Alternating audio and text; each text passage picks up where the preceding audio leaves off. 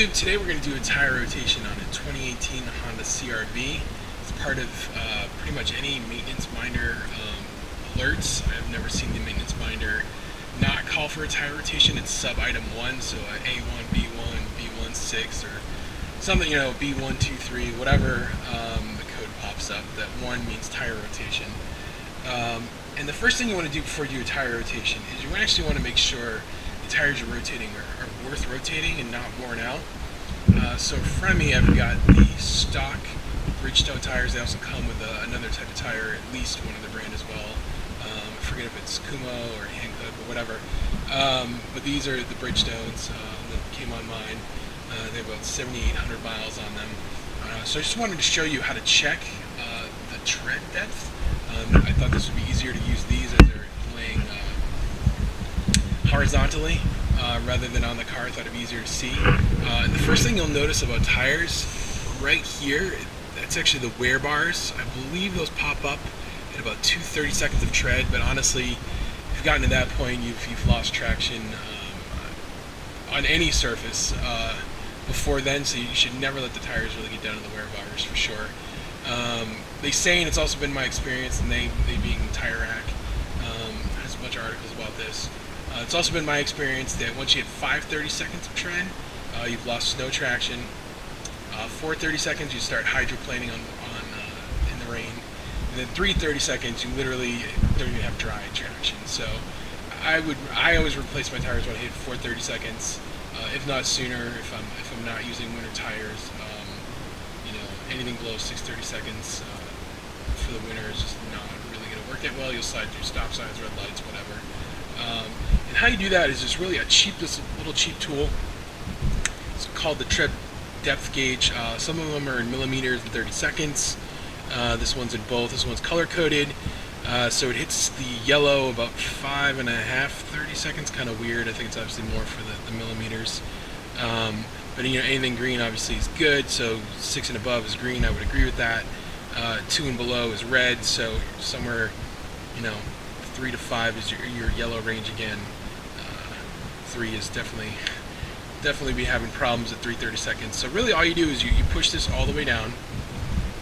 So this is all the way down, and you just stick it in the tread grooves until it stops. And then you read it again, probably in 30 seconds if you're in the US. So this one actually comes up about 9:30 seconds. I usually check 2 of the grooves, so the outer and the inner. That was 9. This one is, they're probably not going to match. Tires don't wear completely evenly. This one's about 8-ish, so somewhere between 8 and 9, 30 seconds. They came originally, according to Tire Rack, with 10-30 seconds of tread. So they've already worn quite a bit in under 8,000 miles. Obviously doesn't look great for long-term durability, but again, that's the first thing for you. Jack the car up, brake lug nuts, whatever. Just check the actual tires. Make sure they're worth rotating, especially given where you live, the season that it is. Save you a lot of time and headache. You don't want to be rotating tires that you need to replace anyway. And again, if you got about probably a 17 CR-V with maybe some higher mileage on it in the 20s or 30,000 range, you'd probably be needing to replace the factory. At least if you have the Bridgestones, I don't know about how the other ones are wearing. Probably be needing to replace the original tires anyway at this point. So definitely something you want to check.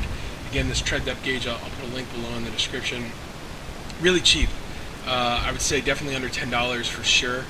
The color-coded one's nice. You don't have to. They sell them without the color coding. They sell digital ones or whatever. Honestly, I use this one. I think it's the easiest thing to use. And yeah, it's something you definitely want to check out. We can actually look at the tires on the car as well. I have winter tires on the car right now. They're fairly new. But I just thought it was easiest to do a demonstration first about how you check, instead of getting out a penny at the top of the Lincoln head or whatever, imprecise measurement. Alright, here we are with the winter tires on the car. It's really the same exact concept, maybe a little bit harder to see. Obviously this tread pattern is a little bit different than an all-season tread pattern, but the idea is really the same. You just stick it in. Winter tires generally come with more tread than all seasons, so these started with 30 seconds of tread. They have about 6,400 miles on them. Let's see how we're doing. So we're just under 12. the outside. Let's see if we see the 11. So we're just under 12, somewhere between 11 and 12. I'll just grab an inside measurement wherever. Let's see how we're doing here. Same thing. So these are wearing pretty evenly, about 11 and a half, 30 seconds. So worn about 1.5, 30 seconds and 6,400 miles. Which on a winter tire, you know, they wear faster. It's to be expected. Really nothing out of the ordinary. So obviously these are tires that check the rear as well, but it's the tires I'm going to want to rotate, and they're clearly still good. All right, here we are at the rear, pulling measurements again, and these are right, maybe even a little more than 12, right about 12. So obviously clearly wearing better than the fronts, which is to be expected on a front-wheel drive based vehicle.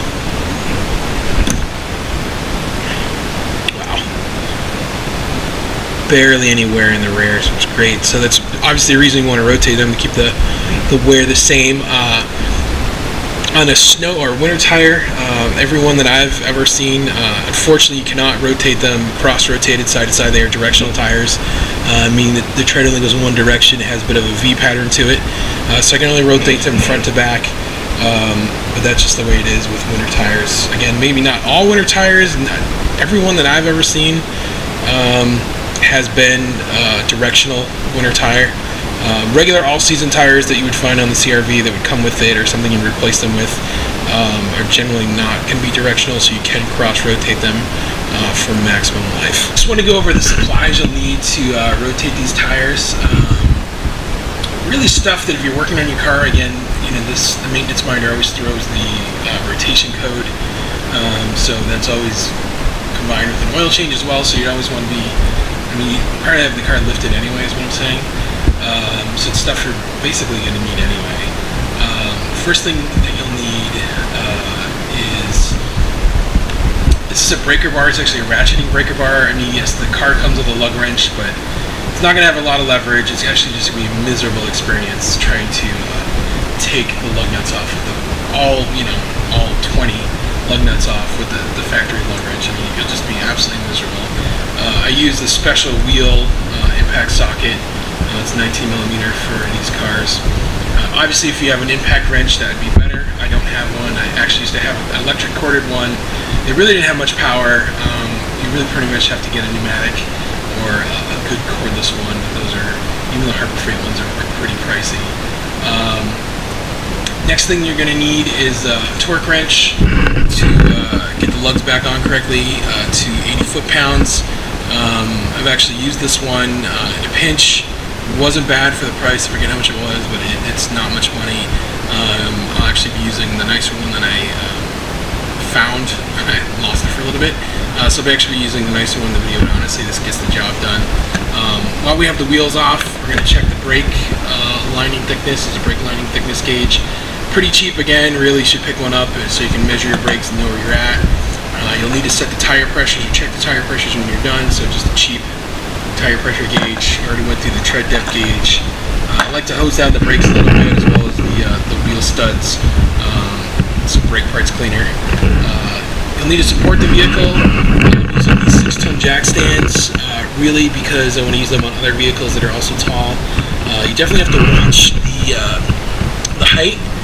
As it sits right now in my garage, the pinch welds are about 10 inches off the ground. I measured ramps. Ramps are about 8.5 inches, so that gets you to about 18.5 inches for the height of ramps. And then you need a little fudge factor in there, because again, that's just the bottom of the pinch welds, and these things have detents on them, so you may actually need about 20 inches of height if you want to get, you know, the height of basically ramps. I also use this little pan when I spray the brake clean in, so I don't get it all over the floor. I'm personally going to jack up the front and throw it on ramps until I get the rear lifted. I don't personally like the idea of having it sit on jack stands, you know, when the car is leaning like that. Also, I use gloves. These ones in particular are pretty good. These Microflex Diamond Grip. I'll put a link in the description for those. I believe that's what actual technicians really do use, and they don't rip. A lot of like the Home Depot type ones rip on you. Obviously, you're going to need a jack. Would not recommend using the factory jack to rotate your tires. You'll need at least 2 ton. I mean, this thing's right at about 4,000 pounds. You want to give yourself a little bit of fudge factor, safety factor, whatever you want to call it. This 3 ton jack from Harbor Freight is, a lot of people are talking about it on the internet. It's pretty awesome, not gonna lie. It's worth every penny. And then yeah, the jack stands. You'll need 2 sets of them. Harbor Freight also sells these cool jack stand pads as well, so you know, scratch up your pinch welds first time using them. They're an absolute bear to get on. I took a little sledge, actually literally smacked them on. That's how tightly they fit, probably never coming off. Alright, let's get started. As you can see, I don't have a lot of room in my garage. It's a pretty narrow garage. I think it's only about 10.5 feet wide. But I'm still able to do this job.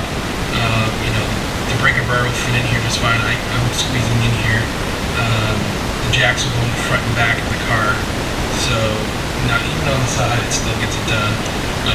So again, what you need to do if you do not have an impact wrench, you need to break the lugs free while the vehicle's on the ground. It makes it easier if you set the parking brake, so it won't roll at all. Again, this ratcheting breaker bar, pretty cool idea. Just make sure it's you know, lefty-loosey. Again, these are only set, if they're set correctly, to 80 foot-pounds. Yeah, so just literally just crack them.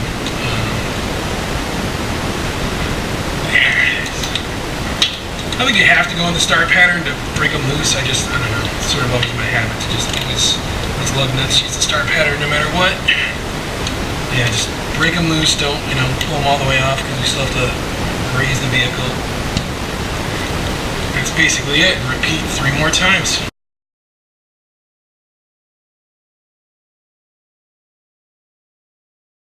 I did look at the service manual for, you know, tips and tricks or whatever.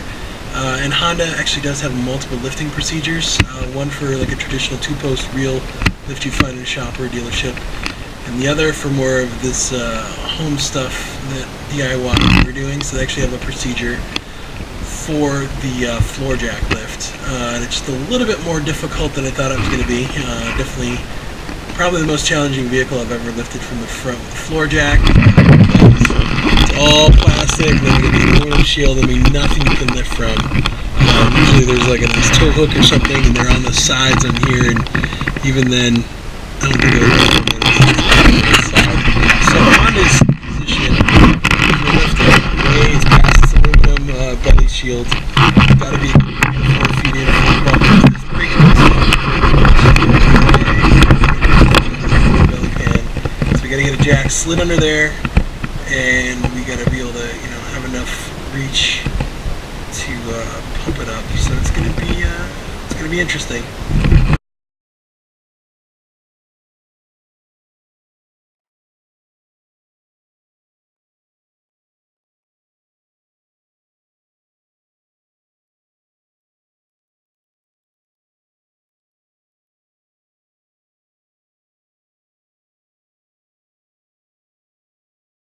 Alright, so the original plan was to put this on ramps in the front, and jack the rear, and then jack the front again, and slide the stands under, just because I didn't trust the angle. But so it's actually a huge pain to jack this thing up from the front, and probably a lot of floor jacks are not going to work great for this. Fortunately, the one I have is very long, with a decent sized handle, but it almost hits. We can take a look at that in a second. So I'm actually going to try just throwing the stands under it, instead of doing my ramp idea. Let's take a look exactly. It's about 9.5 inches in the front without it jacked up. We're about to 15-ish. Can you get the stands under there? So maybe you want to be careful depending on what other vehicles you own. These stands may be overkill for my needs and maybe other people's needs as well. So I actually have to jack it up even higher to even get the stands in there in the lowest position. And I've jacked it up another few inches to get these giant jack stands in there. Whenever you're using jack stands, you're going to make sure the release is out towards you, obviously.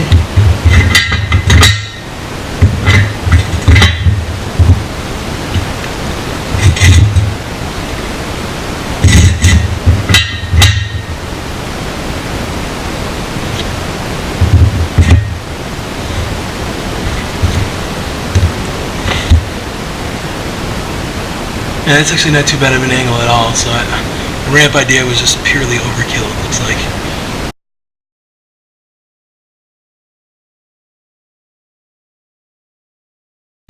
Alright, now we're lower down to this front stance.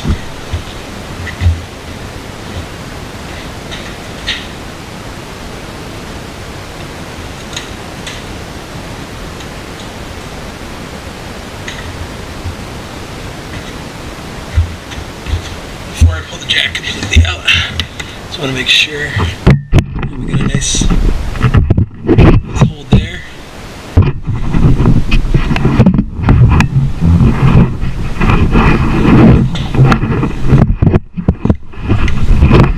And nice in there as well. Alright, onto the rear. Just wanted to note, I used the paper towel. I know it looks weird, but I actually threw some, for lack of a better term, undercoating under here for the winter, and it's all greasy and nasty. I just didn't want to get it all over the jack. You can clearly see there it is. I just hit the steel parts underneath with,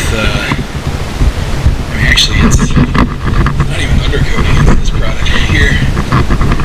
This gel lubricant spray and stay, and about 2 months ago I think I did it, maybe 9 weeks ago, whatever. It says prevents rust up to 1 year, and honestly it's clearly still there, so it actually might be doing the job pretty good. I've used other types of oil undercoating in the past, and I saw it at Walmart for like $8 or $9, whatever it was, and I thought I'd give it a shot and see how it does throughout the winter. Alright, fortunately in the rear it's a much different situation. Like every Honda I've ever owned, you got a tow hook in the rear, a single tow hook right in the middle, and literally all you have to do is just jack right on that and try to get it level as you can with the front, and it's much easier than the front. Not that the front really was all that difficult, but again, my jack right in this part, the body of the jack, the height of the jack literally barely. So maybe an issue for some people. Some people may have to drive it up on ramps first. Maybe just pay the dealer to do it rather than mess around with this. I'm not really sure.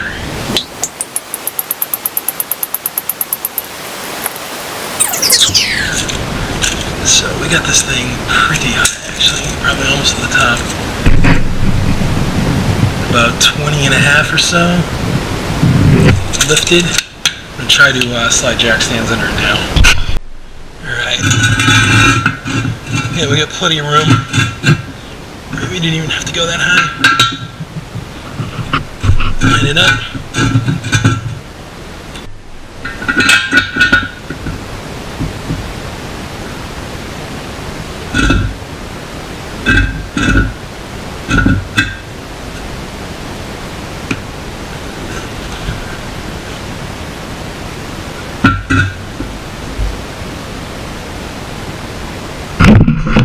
Sign lined up pretty well, so let's drop her down. Make sure you drop it down nice and slow, nothing crazy fast. You want to chip. Jack's gonna slide out on you. Before you pull it out completely again, you want to do it from the front, just check. Make sure those fill in the edge welds nicely. There you go, that's pretty good.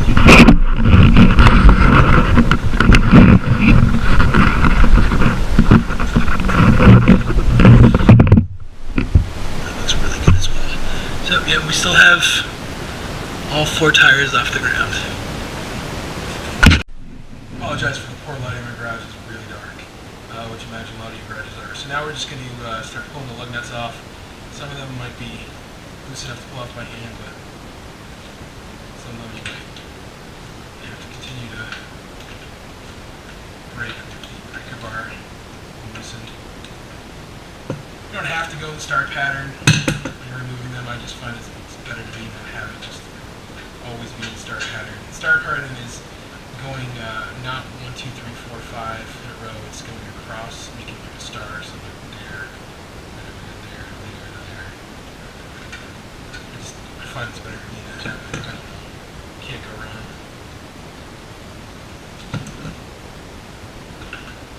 Sometimes it may not be the case in these because they've only been out 2 months, but depending how long your wheels have been on for, they rust or corrode onto the hubs themselves. This one I just felt loosen up, so I don't think it's going to happen until maybe 2 months. So I wouldn't really expect them to corrode onto the hubs at this point. This one actually is getting very loose, so I'm just sticking my knee there so I get that last lug off so it doesn't fall off on me. Cockeyed. And then you're just going to pull it off. Be careful of the dust shield. So just try to pull it right out of the way. Pull it straight off. There we go. Whack the dust shield behind the rotor. And then in this case, since these are directional tires, I'm just going to move this one to the front since I cannot cross them.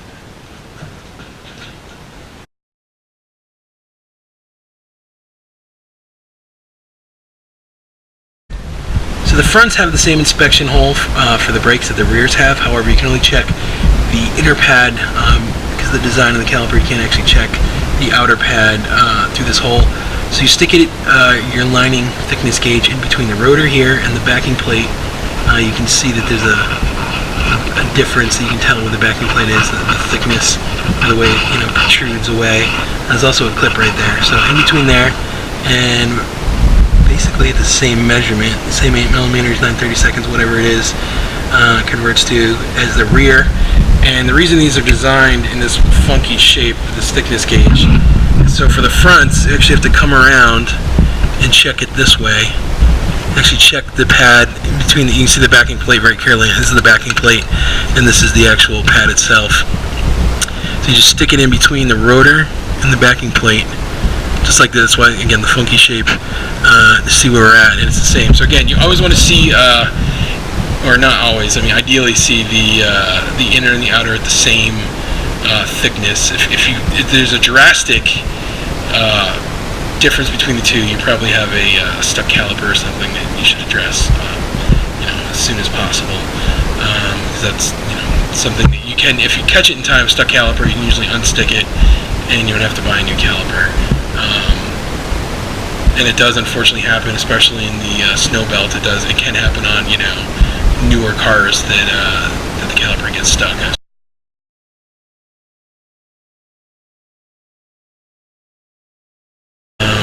Alright, so now we've checked the front and rear brakes, and you should, repeat that on the other side for sure.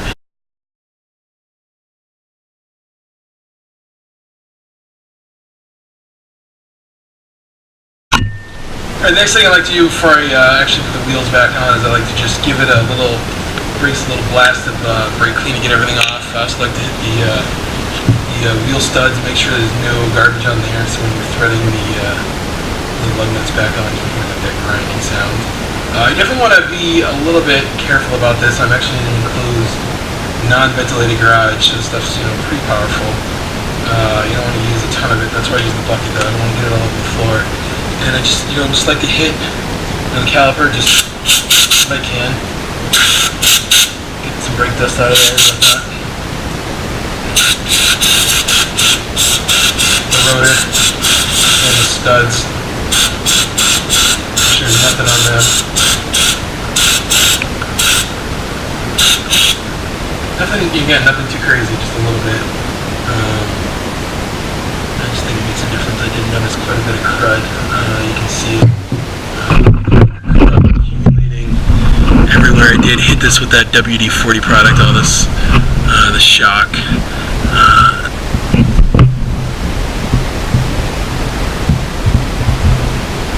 I did hit all this exposed steel with that WD-40 product. You can see, still holding up.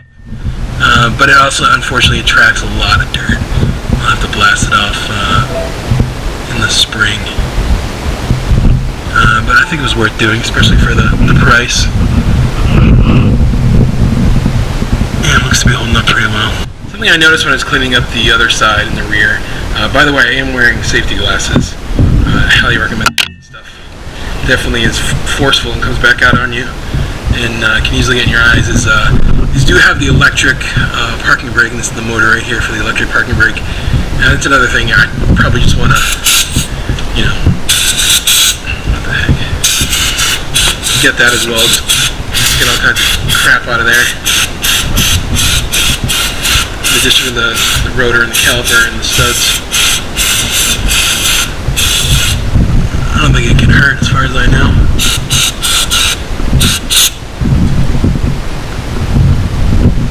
It's a little tip for you. Alright, here we go. We're at reinstallation time. We've measured all 4 brakes, cleaned all 4 brakes and the studs. Again, if these are all-season tires, Honda says to take the fronts, go to the rear, and then take the rear and cross them to the front. So the driver's rear would go to the passenger's front. I personally like to do it the opposite way. I like my steer tires, meaning the front wheels, that kind of thing, the steering wheel. I like those to have been on the same side to sort of reduce any chance that you have a problem because they've already been on that side, they're already sort of worn to that side. So I like to bring the fronts up, put them so the drivers. Sorry, I'm not sure about that. So I like to bring the drivers. So example, the driver's rear would come up to the driver's front, and then I would take the driver's front and cross it to the passenger rear. I don't think it really matters. We should definitely always cross rotate if you can. I think pretty much every Honda vehicle you can cross rotate. I think maybe the exception is probably going to be the S2000 with different size front and rear tires. I don't know. I don't know if that actually has different size front and rear. I'm almost positive it does. It's been a while. I can't remember. But pretty much in every other Honda vehicle, I think it's going to be able to cross rotate without a problem. Meaning they don't come with directional tires from the factory. So maybe that's, I guess I'll take that back. Alright, we've got our wheel ready for reinstallation. And the trick is, you always want to try to catch 2 holes, 2 wheel studs at once to basically center it on the hub. And we just thread the lug nuts back on there. Again, if you have an impact, probably snug it down with the impact. Again, always star pattern though. So never 1, 2, 3, 4, 5 in a row. Always across from one another, creating a star. If you do not have an impact, you just want to snug them down by hand with that, again, the breaker bar really comes in handy. Or if you are using the factory lug wrench, which it's terrible. I've done it, it's terrible. But you don't need to go crazy because we're going to torque them at the very end when we drop it. So make sure you change directions if you have the sweet ratcheting breaker bar.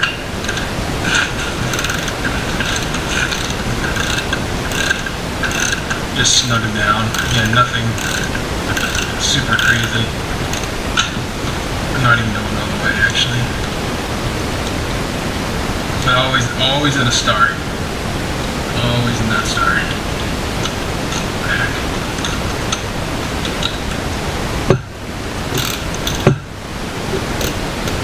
One annoying thing with this ratcheting breaker bar is it's very easy to change directions accidentally, like I just did. Although, again, for the price, it's pretty awesome. I would recommend it. 1/2 inch, when dealing with lug nuts, it's pretty much always a 1/2 inch drive scenario. This special wheel impact socket's a 1/2 inch. Most torque wrenches they would use in lug nuts are 1/2 inch. It's just really the right size. Anything bigger would be ridiculous. Anything smaller would probably be ridiculous.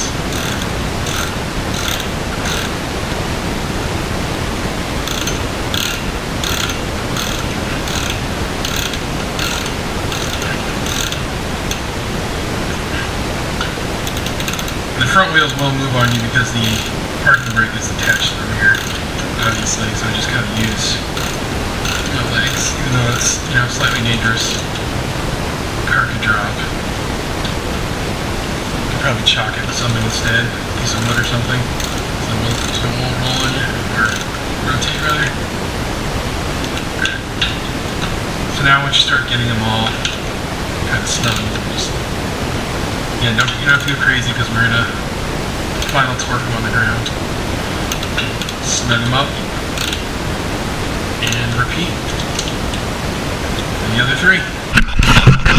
Again, if you are using winter tires, it most likely will be directional. This little indication symbol here, so make sure that you have the correct tires on the correct side. For all seasons, it doesn't matter other than for rotation purposes that you want to make sure that you're not putting it in the same spot or whatever. But on directional tires, you absolutely have to have them. And again, for CRV, we'd only be talking about winter tires. I can't think of another kind of tire. You wouldn't be putting like high performance tires on a CRV. So that would be the only scenario where it would really be important and really critical. And make sure when you get them, I've had this happen before, make sure the tire shop actually gives you the correct direction. I've had that happen. If you get them from Tire Rack, they have cool stickers on them, say driver side, passenger side. Never had a problem with Tire Rack. But yeah, this is what I'm talking about when I mean directional. They literally have an arrow with the direction of rotation on them. Alright, we got all four wheels on and lug nuts snugged up, so now the next thing we need to do is we need to go move the jack stand, so we need to go up to go down.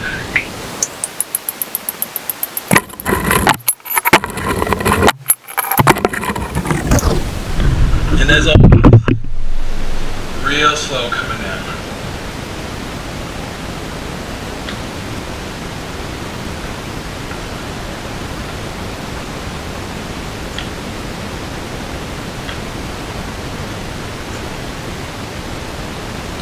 And now I get to go do the front surface again.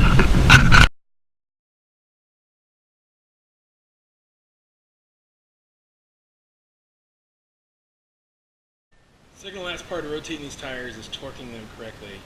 I've got a clicker type torque wrench. That's what I prefer to use. I think they work pretty well.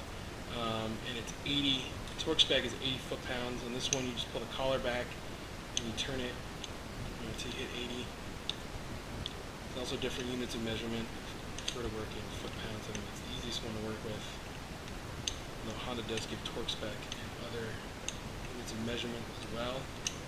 But the common one is foot-pounds. So you just turn it until you get to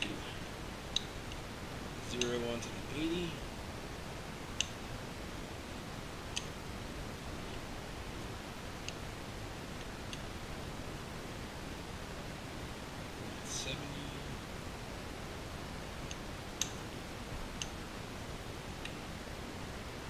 Again, other types of clicker torque wrenches work differently. Some of them, like the Harbor Freight one, you unscrew the bottom and adjust the torque that way.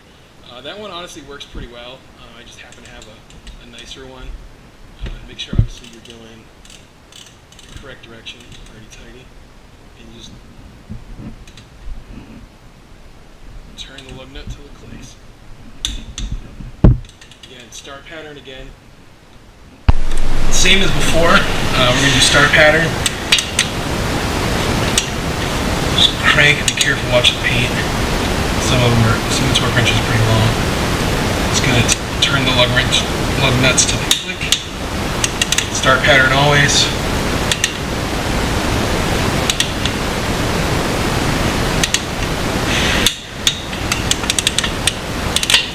Other torque wrenches work differently. Some of them have like a beep.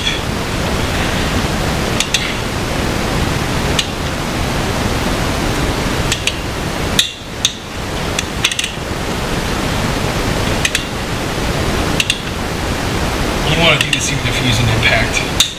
Hopefully you didn't crank them on past 80 foot-pounds. You just want to check them one last time. So they don't move at all. Like that.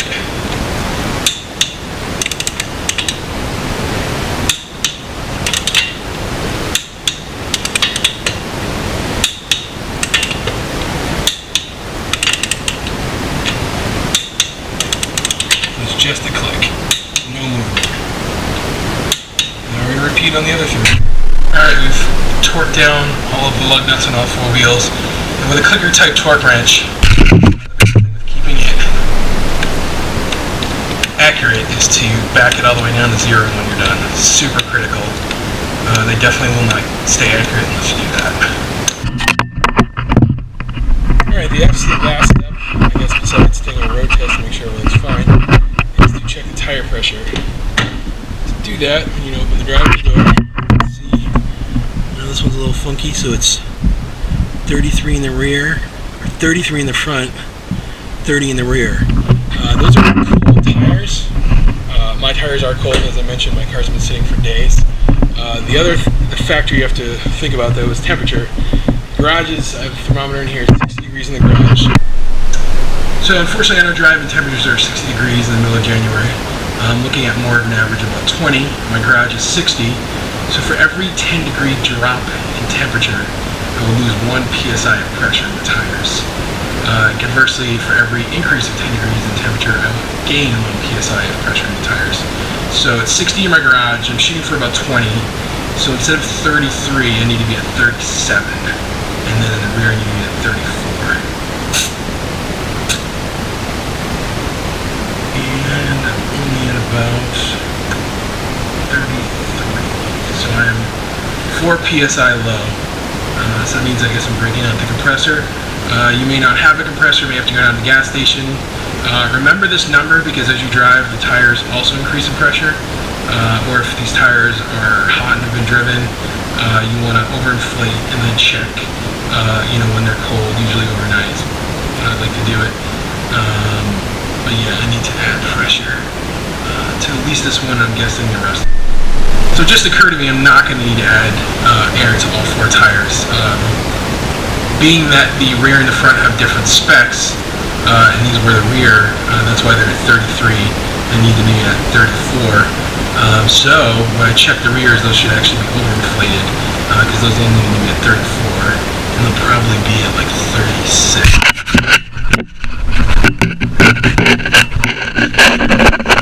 Watch out for with the CRV having different pressure in front and rear, which I believe is new. I believe the previous generation did that.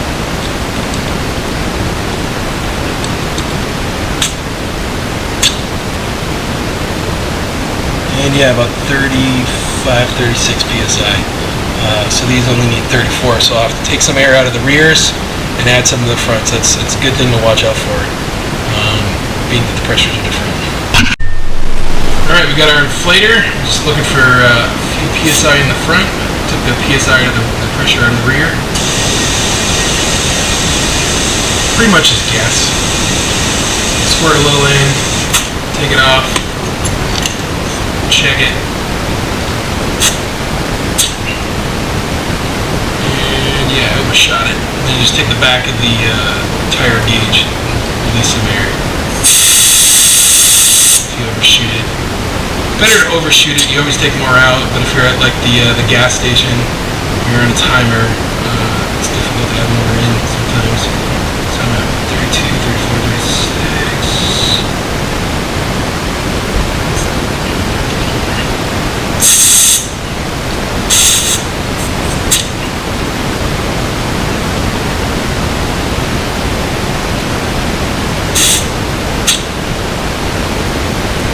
Hard to hit an odd number on this gauge, but I think I'm between 36 and 38. I feel good about it. Alright, well that's it. Thanks for watching.